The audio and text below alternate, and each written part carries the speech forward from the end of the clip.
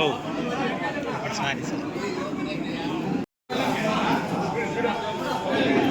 ఇంకో పురుషుడు వాళ్ళు తయారు చేస్తున్నారు. ఇంకో పురుషుడు చెప్పనా సినీ పరిశ్రమలో ఎదురైన కథానాయకుడు, రాజకీయాల్లో విప్లవాత్మక మార్పులు తీసుకొచ్చినటువంటి రాజకీయ దురంధరుడు, తెలుగువారి గుండెల్లో ఎప్పటికీ చిరస్మరణీయుడు నందమూరి తారక రాముడు.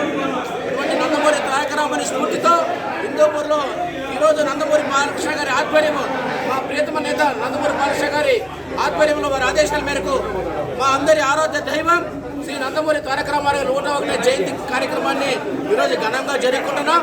ఈరోజు ప్రతి పేదవాడిని తలుపు తట్టిన, ప్రతి పేద ఇంటి ముంగిటిని తట్టినా లేపినా మరి గుండె చొప్పులు ఎవరంటే నందమూరి తారక రాముడు.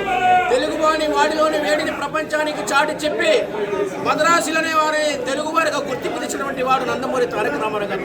సంక్షేమం అనే పదాన్ని ప్రపంచానికి పరిచయం చేసి అనేక సంక్షేమ కార్యక్రమాలు పరిచయం చేసిన వ్యక్తి నేటి రాజకీయ తరానికి ఒక స్ఫూర్తి నందమూరి.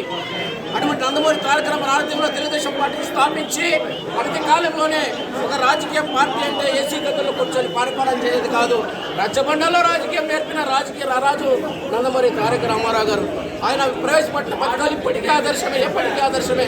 ₹2 కిలో వెంకాచు, మహిళలు తెలుగింటి వారు నా ఆడపడుచు ఉన్న వారికి మహిళల స్త్రీలకు ఆస్తుల సమాన హక్కు ఇచ్చారు, సంక్షేమ పథకాలు ఇచ్చాడు, గూడు పెట్టాడు, జనతా వసతులు ఇచ్చారు, ప్రతి పేదవానికి సొంతింటికలు నెరవేర్చాడు.